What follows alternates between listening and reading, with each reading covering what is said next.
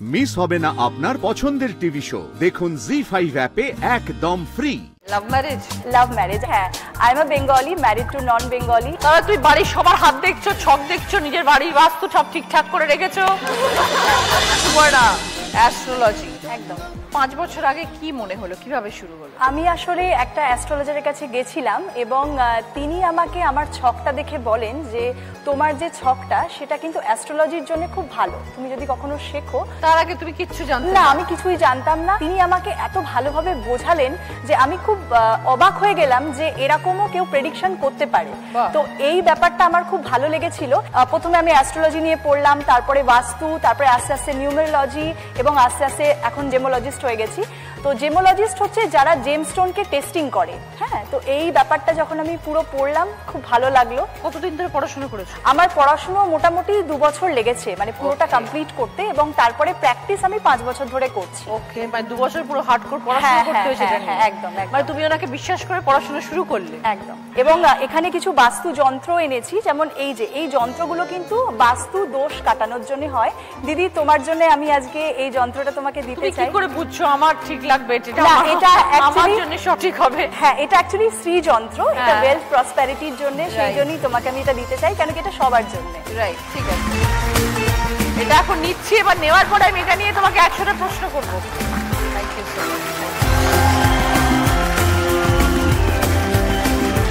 সুপর্ণা, এটাকে বলে শ্রী যন্ত্র। তোমার মতো পড়াশোনা করিনি, বাট নলেজ আছে। বাড়ির মঙ্গলের জন্য রাখা হয়।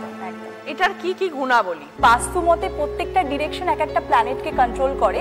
যেমন শ্রী যন্ত্র আমরা বলি সবসময় নর্থ ইস্ট, যেটা আমাদের ঈশান কোণ আমরা বাংলাতে যেটা জানি, সেটা হচ্ছে বৃহস্পতির দিক, এবং সে হচ্ছে লক্ষ্মী স্থান যেটা আমরা বলি, সেখানে যদি রাখা হয় খুব ভালো। এভাবেই প্রত্যেকটা ডিরেকশন এক একটা প্ল্যানেটকে কন্ট্রোল করছে। দিদি, যারা শ্রী যন্ত্র কিনতে পারবে না তাদের জন্য কি মন্ত্র জপ করা? হ্যাঁ, লক্ষ্মীর মন্ত্র, কারণ কি অল্টারনেটিভ ওটা লক্ষ্মী মন্ত্র। এবং গণেশজি, যেমন বক্রতুণ্ড মহাকায় যে মন্ত্রগুলো রয়েছে বুধের, এবং বুধের যেমন গণেশজির গানগুলো রয়েছে, তো কিছু না কিছু ভাবে পাওয়ার দেয়া বুধকে, গণেশজি তার অল্টারনেটিভ, সেটা রিপ্রেজেন্ট করছে সেই প্ল্যানেটটাকে, এইভাবে তারা পাওয়ার দিতে পারে। কয়েকটা সাধারণ প্রবলেম বলছি, জেনারেলি সাধারণ মানুষের যেটা হয়ে থাকে, টাকা রোজগার করে মানুষ কিন্তু ধরে রাখতে পারে না, খরচা হয়ে যায়। হ্যাঁ, তখন তাদের কি করা উচিত? তারা সব থেকে ভালো লক্ষ্মী যন্ত্র বা মন্ত্র তারা যদি শোনে বা জাপ করে, লক্ষ্মীর পাঁচালি পড়ে। ওয়েলথ মানেই হচ্ছে লক্ষ্মী, শ্রী লক্ষ্মী। ধরো স্বামী স্ত্রীর মধ্যে সারাক্ষণ অশান্তি, মিল নেই, এটা তো ঘরে ঘরে আজকালকার সমস্যা। সেটা তোর জন্য তুমি কি বলো? এই যে রিলেশনশিপ প্রবলেমটা আমরা শুক্র থেকে দেখি, এবং আমাদের বাস্তু মতে যেটা সাউথ ওয়েস্ট এই ডিরেকশনটা এবং সাউথ ইস্ট এই ডিরেকশনটাকে আমরা খুব ইম্পর্টেন্স দেই। তো সেই দিকে দেখা যাবে যে যাদের রিলেশনশিপ প্রবলেম তাদের ইদার বেডরুমটা অন্য কোনো ডিরেকশনে রয়েছে অথবা বাস্তু দোষ রয়েছে।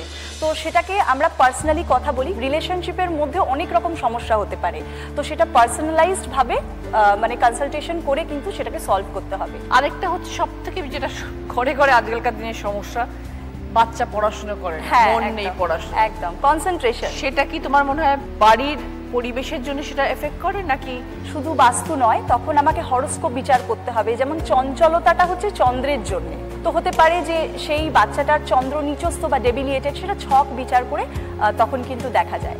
আমরা যে বাচ্চাদের বলি যে কোনো রূপোর কোনো চেন বা রূপোর কোনো বালা পরিয়ে রাখতে, অ্যাকচুয়ালি কিন্তু সেটা চন্দ্রকে ব্যালেন্স করা, কেন কি ছোট ছোট বাচ্চা যারা হয় তারা খুব চঞ্চল হয়, তো সেটাকেই কিন্তু ব্যালেন্স করার জন্য আগেকার দিনে ওই রূপোটা পড়ানো হতো। তুমি নিজে পড়াশোনা করলে, তারপর শুরু করলে যখন, তখন মানুষের কাছে পৌঁছলে কি করে? আমি অনলাইনের মাধ্যমেই দিদি গ্রো করছি এবং করে গেছি। এখন বহু মানুষ পুরো অনলাইন এবং অফলাইন, যেটা আমার কোনো চেম্বার নেই দিদি, আমার বাড়িতেই মানুষ আসে এবং এত ভালোবাসা দিয়েছে মানুষ, তারা বিশ্বাস করেছে এবং তারা রিভিউ দিয়েছে আমাকে গুগলে, তাদের কাজ হয়েছে।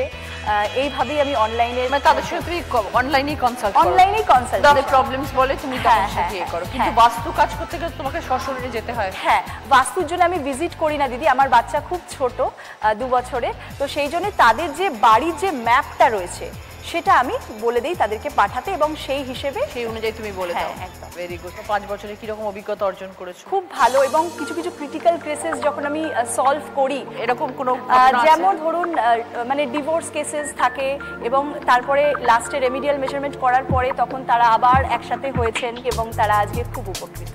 Very good. পরিবারে কে কে আছেন সুপর্ণা? পরিবারে আমার শাশুড়ি, শ্বশুর এবং হাজবেন্ড, আর আমার একটা ছেলে রয়েছে 2 বছরের। লাভ ম্যারেজ? লাভ ম্যারেজ, হ্যাঁ। I am a Bengali, married to non Bengali. তাহলে তুই বাড়ির সবার হাত দেখছো, ছক দেখছো, নিজের বাড়ির বাস্তু সব ঠিকঠাক করে রেখেছো? আগেই জেনে যাও সবার আজকে হবে কিনা। হাজবেন্ড কি করেন? ব্যাংকে রয়েছেন, ব্যাংক অফ ইন্ডিয়াতে রয়েছেন। Good good. আর তুমি তোমার এই প্রফেশনে সাংঘাতিক ব্যস্ত। একদম একদম। প্লাস বাচ্চা আছে। হ্যাঁ হ্যাঁ। ওকে, অল দ্য বেস্ট সুপর্ণা, খুব ভালো থেকো, আরো শাইন করো তুমি তোমার প্রফেশনে। Thank you. সাবিনা, বিজনেস করো। হ্যাঁ, লকডাউন থেকে শুরু হয়েছে। লকডাউন থেকে শুরু। 3000 দিয়ে শুরু করেছিলে? হ্যাঁ। কিভাবে শুরু হয়েছিল এটা? কমার্স গ্র্যাজুয়েশন করেছিলাম অ্যাকাউন্টসে অনার্স নিয়ে। তো আগে থেকেই একটা চিন্তাধারা ছিল যে কিছু একটা করব, ব্যাংকিং লাইনে যাব, নাহলে বিজনেস শুরু করব। গ্র্যাজুয়েশন কমপ্লিট করার সাথে সাথেই 3 মাস পরেই আমার বিয়ে হয়ে গেছিলো। দেন 1 বছর পরে বেবি হলো। তো একদমই ওই দিকটা আমার না পুরোপুরি চেপে গেছিলো। কিছুদিন গেল এইভাবে মেয়েকে নিয়ে ব্যস্ত। আমার মেয়ে আছে। লকডাউনের সময় একদিন মায়ের সাথে শুয়ে শুয়ে লাইভ দেখছি, ফেসবুকে লাইভ স্ক্রল করতে করতে দেন ইচ্ছা হলো যে কিছু তো একটা করা যেতেই পারে, নিজেই করি। হ্যাঁ, মা বললো ঠিক আছে, তো চলো নাইটি নিয়ে স্টার্ট করা যাক। আমার হাত খরচা টাকা দিয়ে 3000 টাকা দিয়ে কিছু নাইটি আমি তুললাম। তারপর অনলাইনে আমি ওই লাইভ করতাম। লাইভ করতে করতে 1 জন ভিউজ, 2 জন ভিউজ, এইভাবে প্রায় 2 বছর এইভাবেই গেছে। ফ্যামিলি থেকে ভালো সাপোর্ট, হাজবেন্ডও সাপোর্ট করতেন, আমার শ্বশুরবাড়িও খুব সাপোর্টিভ। সকাল থেকে একটা শিডিউল থাকতো, মেয়েকে স্কুলে নিয়ে যাওয়া, নিয়ে আসা, সমস্ত কিছু। দেন দুপুরে সমস্ত কিছু সামলে নিয়ে সন্ধ্যার পর থেকে আমি কাজে বসতাম। 10টা থেকে রেগুলার আমার লাইভ থাকে, রেগুলার 10টা থেকে 11:30 রেগুলার। একদিনও আমার মিস যেত না। রোজ করো? হ্যাঁ, ম্যাক্সিমাম টাইমে, মানে রোজ, আমি সপ্তাহে হয়তো একদিনে অফ রাখি, বাট রেগুলার থাকে। ওটা আস্তে আস্তে আস্তে আস্তে সেই হ্যাঁ বাড়তে থাকলো। তো একদিন মনে হলো এই বড়বাজার থেকে জিনিসপত্র নিয়ে এসে আমার তো ঠিকঠাক হচ্ছে না। সার্চ করে করে করে করে ডাইরেক্ট জয়পুরে কানেক্ট করি। ওখান দিয়ে আমি আস্তে আস্তে অল্প অল্প করে নিয়ে আসতে এটাকে গ্রো করলাম, অনেকটা গ্রো করে ফেললাম। 1.5 বছরে আমি নিজের আউটলেট খুলেছি, নিজের বাড়িতেই নিচে একটা আউটলেট খুললাম। আমার সমস্ত রেডিমেড হচ্ছে। সাইজের তো একটা ব্যাপার থাকে। হ্যাঁ হ্যাঁ হ্যাঁ, ওগুলো সব সাইজেই থাকে, মানে ML, XL, XXL এইভাবেই একটা সেট থাকে। সেট থাকে পুরোপুরি, ওখান দিয়েই আসে। আর আমার সব থেকে সুবিধা হয় আমি বাড়িতে বসেই সমস্ত কাজটাকে হ্যান্ডেল করতে পারি। আমাকে বাইরে যেতে লাগছে না, মেয়েকেও সামলাতে পারছি, বাড়িতেও সংসারও সামলাতে পারছি, সাথে আমি বিজনেসটাকেও গ্রো করতে পারছি। আমার আন্ডারে এখন 3টে মেয়ে কাজ করছে।